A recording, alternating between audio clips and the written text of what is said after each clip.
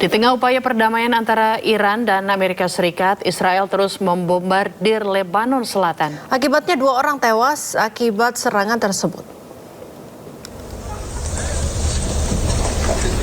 Sebuah mobil terbakar di Nabatiyeh Al-Faqwa, Lebanon Selatan usai serangan udara Israel membombardir kendaraan yang terparkir di pinggir jalan. 2 orang dilaporkan tewas, namun belum diketahui data kedua korban. Israel sendiri belum mengumumkan alasan penyerangan yang dilakukan di tengah upaya perdamaian Iran dan Amerika Serikat.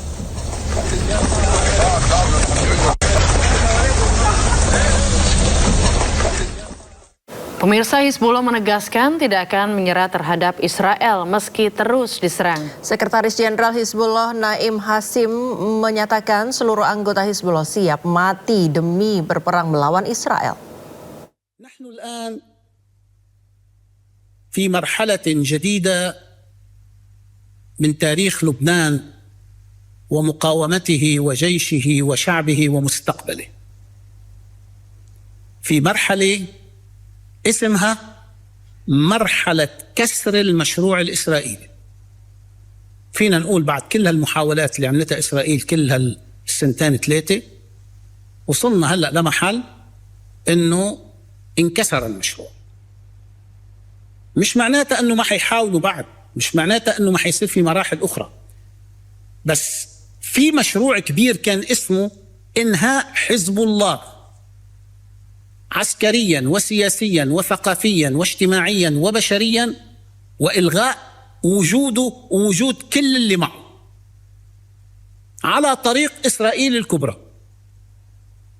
هذا المشروع انكسر، يعني هلأ بدهم فترة طويلة من الزمن ليرجعوا يشتغلوا، يقدروا ما بيقدروا خلوا يجربوا حظهم، لكن عم بقول نحن في مرحلة كسر المشروع الإسرائيلي. دور الميدان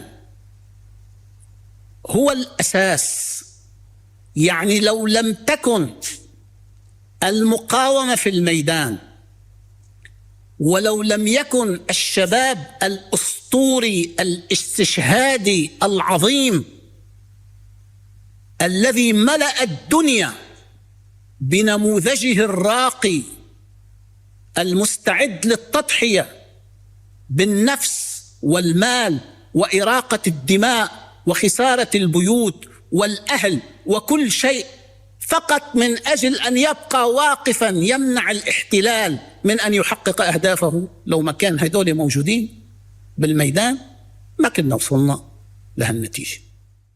Tim Mercy melakukan tinjauan langsung kondisi rumah sakit Jabal Amel, Lebanon Selatan yang hancur akibat serangan Israel. Selain itu, tim Mercy juga membantu menyediakan kebutuhan mendesak bagi para pasien.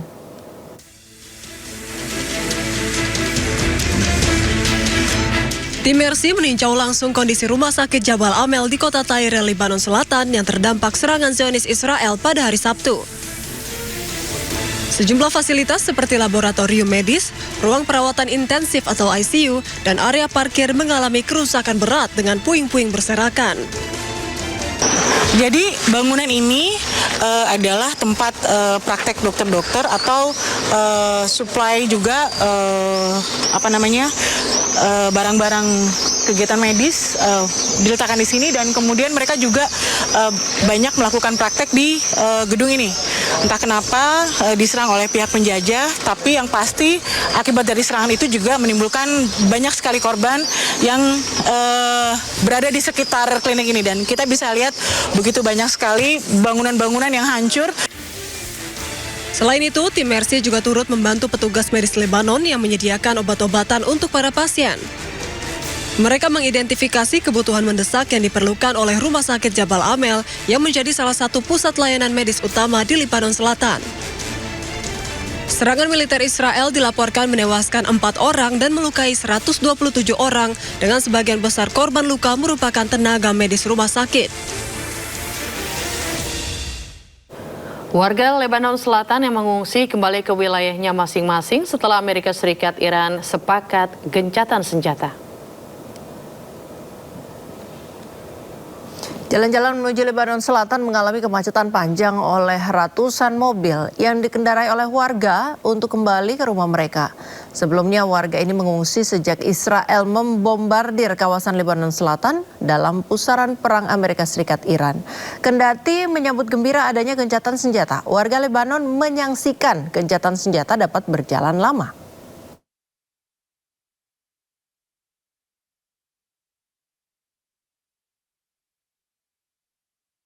Pemirsa, di tengah perundingan Lebanon dan Israel di Washington, Amerika Serikat berkomitmen jaga kedaulatan Beirut. Sementara itu isu dukungan Iran terhadap Hizbullah akan dibahas dalam agenda terpisah.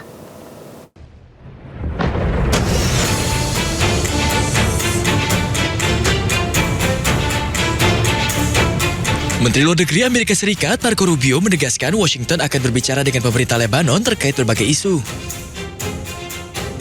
Menurut Rubio, karena Lebanon adalah negara berdaulat, urusan internalnya akan dibahas langsung dengan pemerintah Lebanon, bukan melalui perjanjian Amerika Serikat dan Iran. Rubio mengaku telah berkomunikasi dengan Presiden Lebanon, Joseph Aoun, sebelum ke Uni Emirat Arab di tengah perundingan Lebanon-Israel di Washington. Ia menambahkan isu dukungan Iran terhadap Hizbullah di Lebanon akan dibahas secara terpisah dengan pihak Teheran. Iran peace deal. Well, that process is separate. It's separate because Lebanon is a sovereign country. It has a government. And when it comes to Lebanon, what's happening inside of Lebanon, we're going to negotiate and deal directly with the Lebanese government. I spoke to President Aoun along with the Vice President a few moments ago, spoke to him on Friday. Their people are there now on the ground directly. So the reason why that issue is always... Now, there's an Iranian issue with regards to Lebanon, and that is their support and sponsorship of Hezbollah. And so that factor will be discussed as part of our conversations with the Iranians. But as far as the future of Lebanon belongs to the Lebanese people through their sovereign elected government. Saat ini Lebanon dan Israel telah menjalani perundingan baru di Washington pada 23 hingga 25 Juni. Perundingan tersebut dilakukan untuk mencari solusi atas sejumlah konflik kedua negara.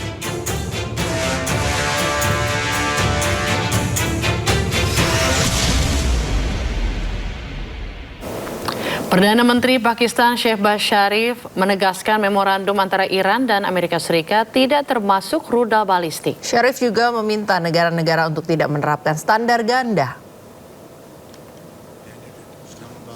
Pernyataan ini disampaikan Perdana Menteri Pakistan Shehbaz Sharif usai bertemu dengan Presiden Iran Masoud Pezeshkian di Islamabad. Di depan media, Sharif menegaskan tidak ada larangan bagi Iran untuk memiliki rudal balistik. Sharif juga meminta semua pihak untuk mengizinkan setiap negara untuk melindungi kedaulatan. Pernyataan ini sekaligus membantah klaim Wakil Presiden Amerika Serikat J.D. Vance yang menyebut Iran tak boleh mengembangkan rudal balistik. For his sagacious leadership, there cannot be double standards, two standards, that some countries can have ballistic missiles and Iran shouldn't have. This is simply, you cannot digest this kind of duplicity.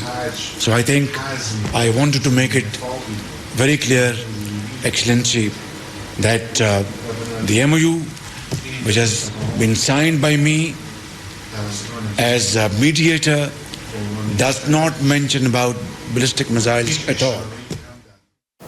Iran rutin uji coba dan demonstrasi kemampuan rudalnya sebagai bagian dari strategi pertahanan militer mereka. Presiden Iran mengatakan tak ada kompromi mengenai pengembangan rudal milik mereka.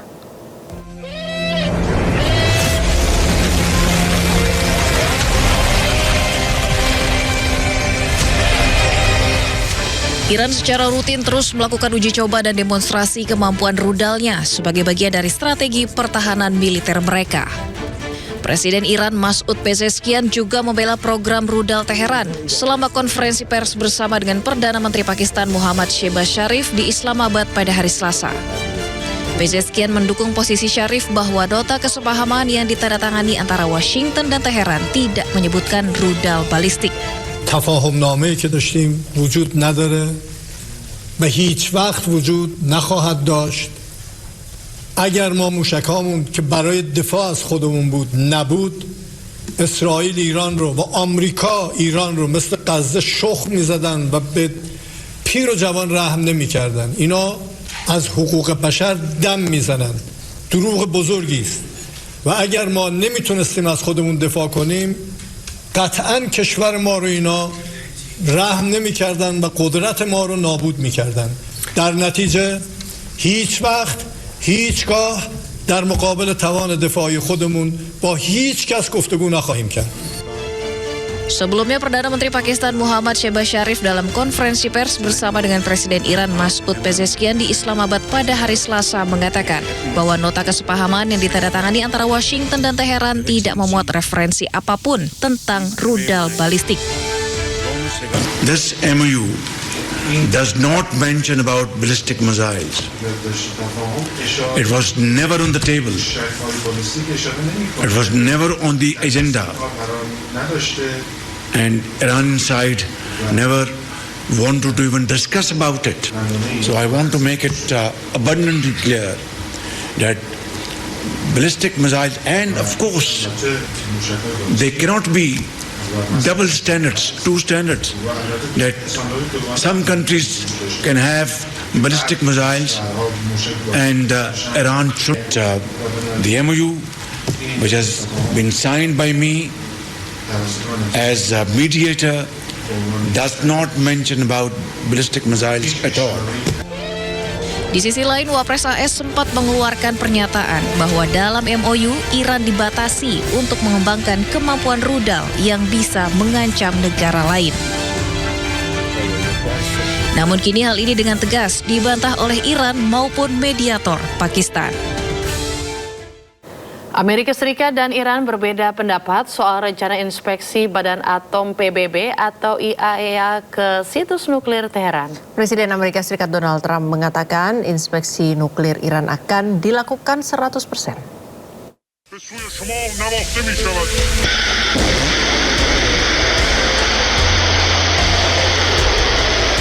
Amerika Serikat kembali tegaskan perlunya inspeksi nuklir di Iran menyusul laporan yang bertentangan dari Teheran.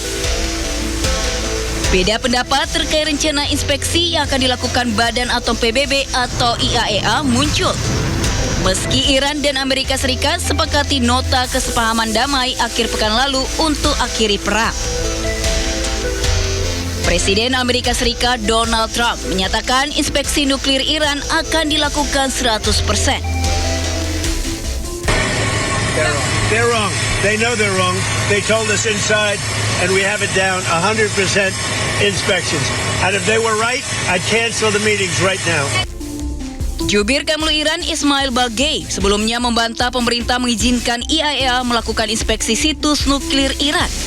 Bagei juga menyatakan Iran belum mengadakan pertemuan apapun dengan Dirjen IAEA Rafael Grossi. ما نه دیداری با مدیر کل آژانس بین‌المللی انرژی اتمی داشتیم و نه برنامه‌ای برای بازرسی آژانس از تأسیسات هسته‌ای آسیب دیده ایران ناشی از تجاوز نظامی آمریکا و رژیم صهیونیستی داریم. اساساً در این زمینه هیچ شیوه‌نامه‌ای وجود نداره. ما به عنوان عضو معاهده منع اشاعه، به عنوان کشوری که متعهد به موافقتنامه‌های پادمان هست، روال جاری رو ادامه خواهیم داد و فکر می‌کنم روال جاری هم خیلی روشن هست. Amerika Serikat dan Iran menggelar negosiasi tidak langsung di Burgenstock, Swiss sebagai tindak lanjut penandatanganan nota kesepahaman. Nota kesepahaman mencakup pembukaan kembali Selat Hormuz hingga pencabutan sanksi Amerika Serikat terhadap Iran terkait program nuklir Iran. Uni Emirat Arab meresmikan pusat medis baru di kota Gaza melalui operasi Shifa Rose Night 3 bagi ribuan warga yang kesulitan mendapatkan layanan kesehatan yang terdampak akibat serangan Zionis Israel.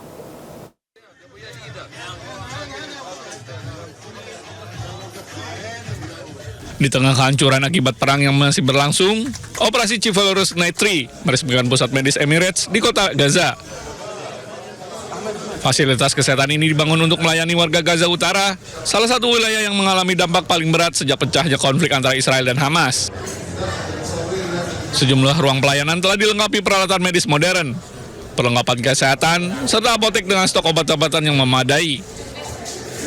هذا المركز على العديد من الأقسام، يحتوي على قسم للمختبر والأشعة، سيعتني بحالات الأطفال والأمراض الجلدية المنتشرة في قطاع غزة نتيجة البيئة المحيطة من خيام وردم وبيوت مهدمة. سنقدم خدمة صيدلية متكاملة نختص بها بالأمراض المزمنة. الأمراض المزمنة يعاني المريض جدا في الحصول على أدويته، بعض المرضى يمشي مسافة 2 و3 كيلومتر. اليوم يمتلك المركز عيادة طبية متنقلة، ستتوجه هذه العيادة إلى مراكز الإيواءات ومخيمات النزوح، تقدم الخدمة من لم يستطع أن يصل إلى مركز الإمارات، وعدا أن مركز الإمارات سيصل إليه ويقدم الخدمة الطبية المناسبة إليه.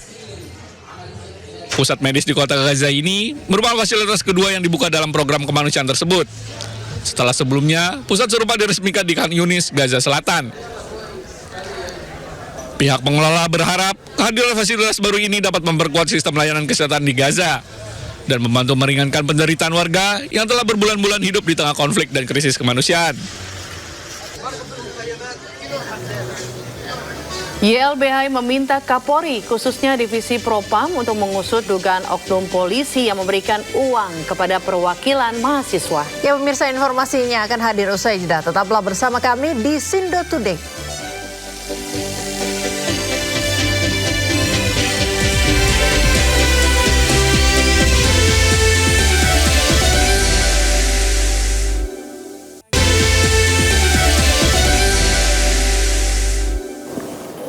Pemirsa, Kejaksaan Agung menolak permohonan justice kolaborator yang diajukan tersangka Sony Sonjaya terkait korupsi program makan bergizi gratis. Menurut pihak Kejagung, permohonan justice kolaborator Sony Sonjaya ditolak karena yang bersangkutan merupakan salah satu tersangka utama dalam kasus korupsi MBG. Selain itu, Sony juga menyangkal perbuatannya dalam kasus tersebut. Padahal salah satu syarat utama diterima JC yakni pelaku harus mengakui perbuatannya. Meski demikian, Kejagung tetap menghargai upaya Sony memberikan informasi-informasi terkait yang bisa membantu pengungkapan kasus korupsi MBG. Kejaksaan Agung juga menekankan penanganan perkara kasus ini masih terus berjalan. Syaratnya ada beberapa, tapi yang terpenting bagi kami adalah yang pertama, yang bersangkutan bukan merupakan pelaku utama. Yang kedua, yang bersangkutan mengakui perbuatannya. Ya, itu dua syarat utama yang harus dipenuhi oleh seorang justice kolaborator. Yang pertama, saudara SS ini merupakan pihak yang paling bertanggung jawab dalam hal penentuan atau verifikasi titik-titik SPBG. Sehingga dengan demikian, yang bersangkutan ini merupakan pelaku utama, ya, atau pelaku utama, sehingga Ya pemirsa, sebelumnya ex-wakil Kepala BGN Sony Sonjaya yang juga tersangka korupsi MBG menyebut ada 41 nama yang terlibat dalam kasus korupsi MBG. Nama-nama tersebut disampaikan Sony saat menjalani pemeriksaan lanjutan di Kejagung pada 18 Juni lalu. Sebelumnya Sony menyebut ada 23 nama yang diduga terlibat dalam korupsi MBG. Namun Sony kembali menyebut nama baru dan berkembang menjadi 41 nama. Pengacara Sony Krisnamurti menyebut penambahan nama itu karena ada sosok baru yang meminta jatah titik SPPG. Mengurai. Lalu yang nomor dua siapa? Misalkan si G, dibuka lagi chatnya. Betul gak sih, kan Pak Sony kan BAP kemarin kan hanya menyebut-nyebut namanya. Kan harus dicocokin. Jangan sampai Pak Soni cuma ngarang ngomongnya kan, oh ini ada permintaan titik atau tidak, kan gitu. Nah dicocokkan lah, oh ternyata benar, oh nomor 2 dibuka lagi kan oleh penyidik, oh betul ada percakapannya, dia minta titiknya daerah ini, kan kemudian daerah ini. Nah setelah titik itu diterima, ditanya lagi oleh penyidik, dijual atau tidak Pak? Ya nggak tahu, Pak Soni bilang. Tapi Pak Soni ini selain mengubah nama Yasin tadi menerima aliran duit atau enggak duit Pak Soni? Saya nggak, pokoknya kan tadi yang disebut NSD itu merubah nama itu tanpa surat gitu aja. Pak, penegasan berarti 26 nama itu firm? 26 nama firm, kan sekarang telah berjumlah jadi 41. Kita ke informasi selanjutnya pemirsa, Ketua BEM FHUBK mengakui menerima sejumlah uang dari pihak tertentu.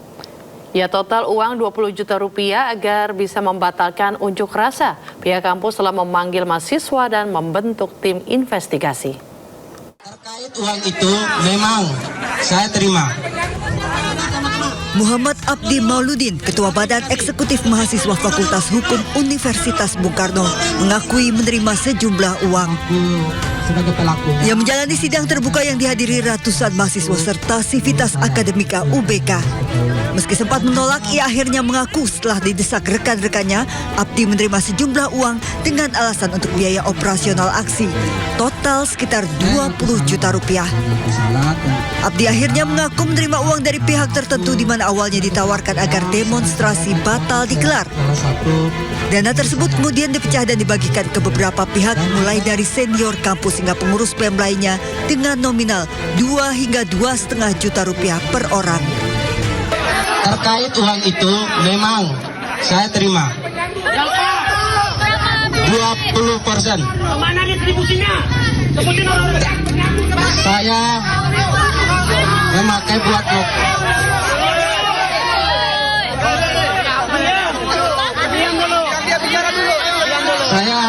memakai buat moko 500, tambahan buat moko. Yang kebutuhan lainnya sekitar 200. Dan satu udah bagi sama senior alumni kampus. Saya menerima 2 juta.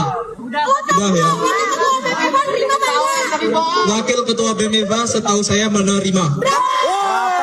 Kalau nominalnya saya kurang tahu.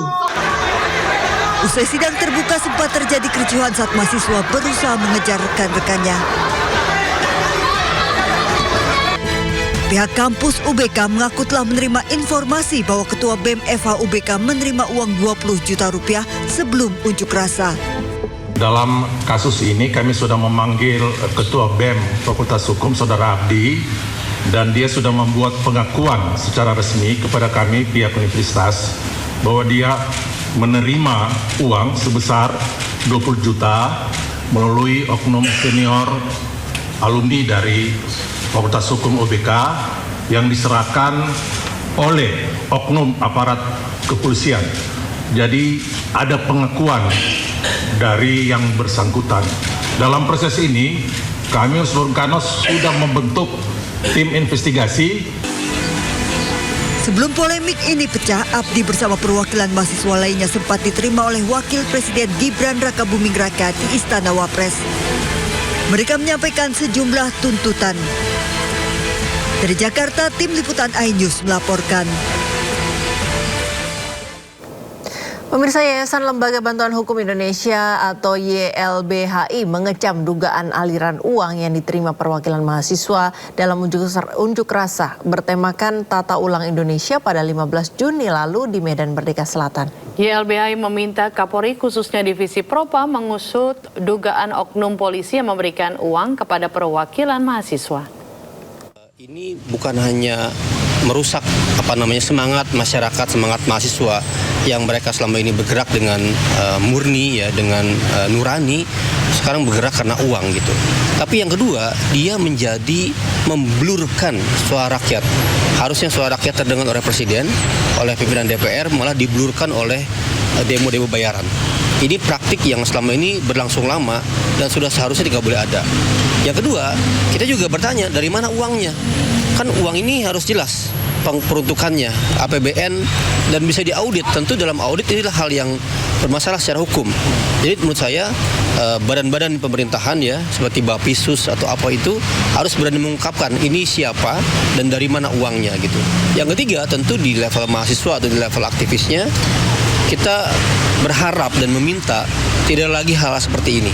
Ini benar-benar merusak dan mengganggu suara rakyat, suara mahasiswa yang harusnya mereka murni berdasarkan fakta dan bukan karena gerakan uang. Apalagi ini adalah bagi saya rupanya targetnya membenturkan, membuat konflik horizontal antara sesama mahasiswa gitu. Dan tentu ini sangat mengecewakan ya bagi kita, tentu kepada kampus, kepada level-level di BEM, mereka bisa menyelenggarakan evaluasi kepada sesama rekannya sendiri. Kita kemudian tidak bisa mendiamkan ada anggota kepolisian yang berusaha mengganggu demokrasi. Kepolisian tugasnya adalah menjaga demokrasi, melindungi setiap suara yang lahir dari masyarakat. Pemirsa, kita ke informasi selanjutnya. Kasus dugaan korupsi dana CSR Bank Indonesia dan OJK terus bergulir di KPK. Seorang model cantik bernama Fitri Asidiki hingga kemarin belum memenuhi panggilan KPK sebagai saksi, padahal sudah 3 kali dipanggil penyidik. Model cantik bernama Fitri Asidiki telah dipanggil KPK sebanyak 3 kali, namun mangkir tanpa keterangan. Fitri yang juga mantan staf ahli anggota DPR dari Partai Gerindra Heri Gunawan akan dimintai keterangan sebagai saksi untuk menelusuri aliran dana yang diduga berasal dari tindak pidana korupsi dana CSR Bank Indonesia dan OJK. KPK masih mempertimbangkan langkah lanjutan untuk menghadirkan Fitri termasuk opsi pemanggilan paksa. KPK sebelumnya telah mengumumkan 2 tersangka dalam kasus ini, yakni Heri Gunawan dan Satori. Keduanya merupakan anggota DPR periode 2019-2024, namun mereka belum ditahan.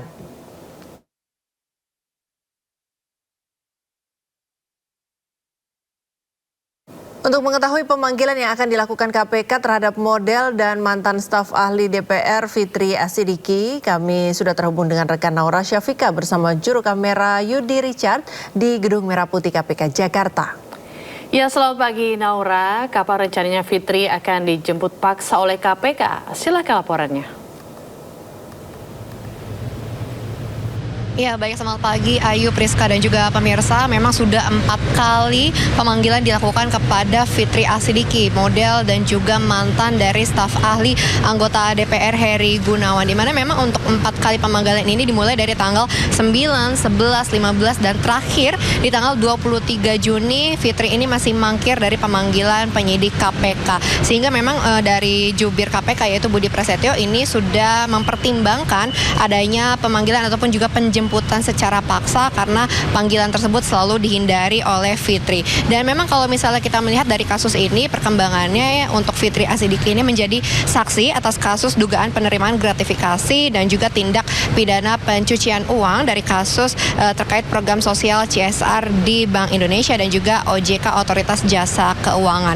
Dimana kalau kita menarik kembali di kasus tersebut, memang ini dari KPK sudah menetapkan ada Heri Gunawan dan juga Satori sebagai tersangka, di mana mereka berdua ini merupakan anggota Komisi 11 DPR RI saat ditetapkan sebagai tersangka. Dan kasus ini memang juga diduga saat dari BI dan OJK ini mulai sepakat untuk memberikan dana seperti CSR kepada setiap anggota Komisi 11 DPR, di mana nantinya dari setiap tahunnya akan ada 10 kegiatan dari BI, kemudian juga 18 hingga 24 kegiatan CSR dari OJK. Namun dari sepakat dan juga perjanjian bersama, dari uang yang sudah dicairkan kepada Heri Gunawan dan juga Satori ini digunakan untuk hal lain ataupun juga kepentingan pribadi. Hingga di pagi hari ini kami masih belum menerima informasi, Ayu, Priska dan juga pemirsa, terkait apakah nantinya KPK akan kembali mencoba memanggil ataupun juga penjemputan paksa, apakah akan dilaksanakan hari ini, di jam berapa, kami masih memantau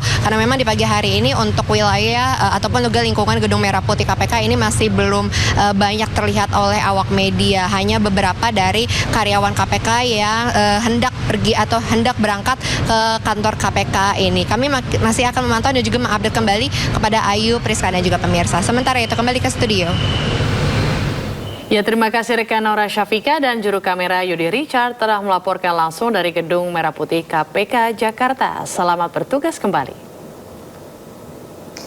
Pemirsa, tersangka kasus tudingan ijazah palsu terhadap Presiden ke-7 Joko Widodo, Roy Suryo, mengajukan pra-peradilan terhadap Polda Metro Jaya. Roy Suryo mengajukan pra-peradilan karena mempermasalahkan upaya paksa Polda Metro Jaya yang melakukan penangkapan dalam proses hukum tahap 2.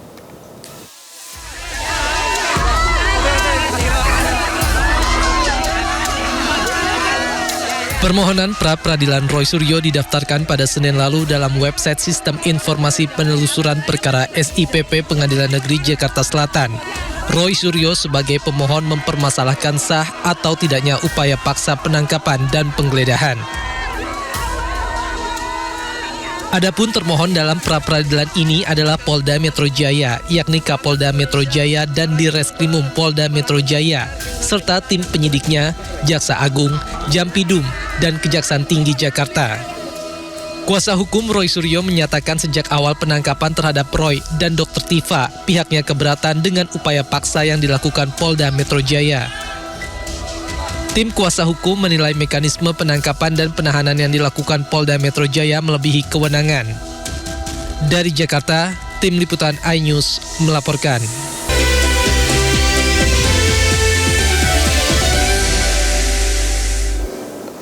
Pemirsa, 5 toko di kawasan perumahan di Kota Bekasi ludes terbakar. Api diduga berasal dari sebuah toko kelontong yang merambat ke 4 toko lain.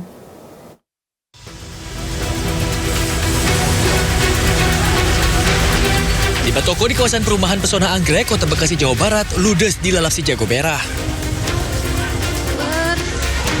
Kobaran api dan asap hitam membubung tinggi dan membuat panik warga sekitar. Kobaran dekat rumah aku persis, ya Allah, belakang rumah aku persis. Petugas pemadam yang tiba di lokasi pun berupaya untuk memadamkan api. Api pertama kali terlihat dari sebuah toko kelontong yang diduga merambat ke 4 toko lainnya yang dalam kondisi tutup. Api berhasil dipadamkan dalam waktu 1,5 jam dengan 5 unit mobil pemadam kebakaran dan 1 rescue yang dikerahkan ke lokasi kejadian. Tidak ada korban jiwa dalam insiden ini, kerugian materi pun masih dalam pendataan. Petugas kepolisian masih terus mendalami penyebab pasti kebakaran ini. Dari Bekasi, Jawa Barat, Rahmat Hidayat, iNews melaporkan. Pemirsa, rangkaian besi seberat 30 ton terjatuh dari truk hingga menutup akses flyover Tomang menuju Grogol. Akibatnya arus lalu lintas dari Slipi menuju Grogol sempat tersendat.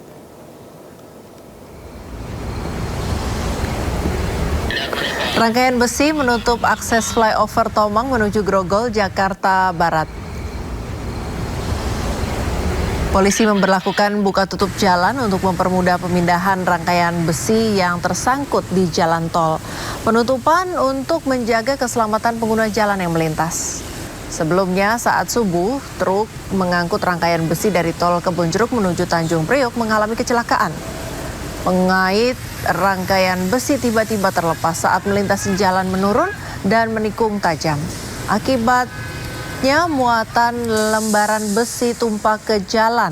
Akses tol Kebonjeruk menuju Tanjung Priok tidak dapat dilintasi. Kendaraan pun dialihkan ke jalan arteri.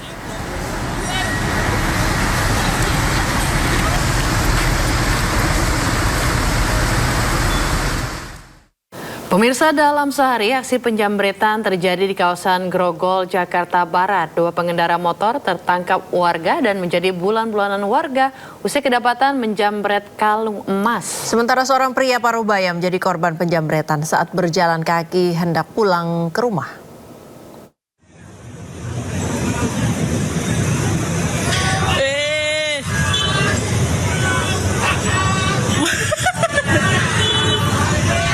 Dua pelaku jambret menjadi bulan-bulanan warga hingga ditelanjangi. Keduanya ditangkap usai kedapatan beraksi melakukan penjambretan kalung emas milik pejalan kaki di Jalan Tanjung Duren Raya, Grogol Petamburan, Jakarta Barat. Oke, ada 2 ya yang kena ya. 2 kena nih. Kedua pelaku juga diarak warga ke Polsek Grogol Petamburan untuk mempertanggungjawabkan perbuatannya. Diketahui 2 pelaku berinisial AF dan RA merupakan residivis kasus pencurian. di mana korban berinisial R berjalan di Jalan Tanjung Duren selesai makan, kemudian dipepet oleh 2 orang pelaku, dan pelaku langsung melihat kesempatan untuk menggasak kalung milik korban. Kemudian korban kaget dan berteriak minta tolong. Sigap saja sopir ojol langsung menolong. Kemudian ternyata pelaku berhasil jatuh dan tertangkap. Kemudian sempat diamuk oleh warga sekitar. Kasus ini pun kini ditangani Unit Reskrim Polsek Grogol Petamburan, Jakarta Barat. Kedua pelaku pun terancam hukuman penjara di atas 5 tahun. Dari Jakarta, Miftahul Ghani, A-News melaporkan.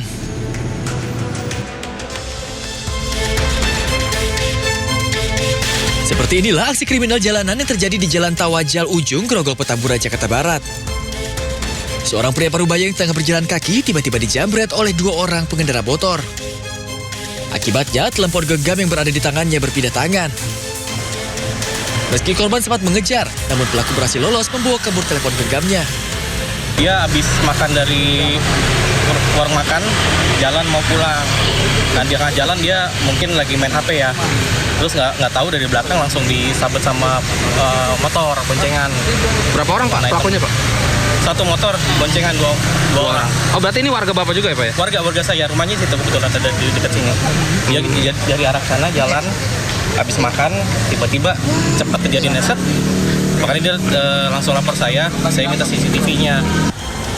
Usai peristiwa, korban langsung melaporkan kasus ini ke Polsek Grogol Petamburan dan berharap polisi bisa menangkap 2 pelaku yang hingga kini masih buron. Dari Jakarta, Miftahul Ghani, A-News melaporkan. Seorang pria sebagai kurir sabu ditangkap polisi di Kabupaten Bangka Barat, Kepulauan Bangka Belitung. Polisi mengamankan 1 kilogram sabu dari tangan pelaku. Pak. Itu. Tas ada tuh. Itu siapa nih? Bukan. Inilah video detik-detik digeleddahnya seorang penumpang mobil travel antar kota di Kabupaten Bangka Barat, Provinsi Kepulauan Bangka Belitung. Seorang penumpang travel merupakan kurir sabu dan tak berkutik saat ditangkap petugas.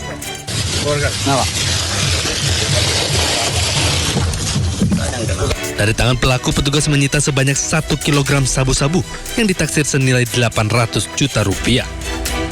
Dari pengakuan tersangka, dia diperintah untuk mengambil barang haram tersebut dengan upah 4 juta rupiah.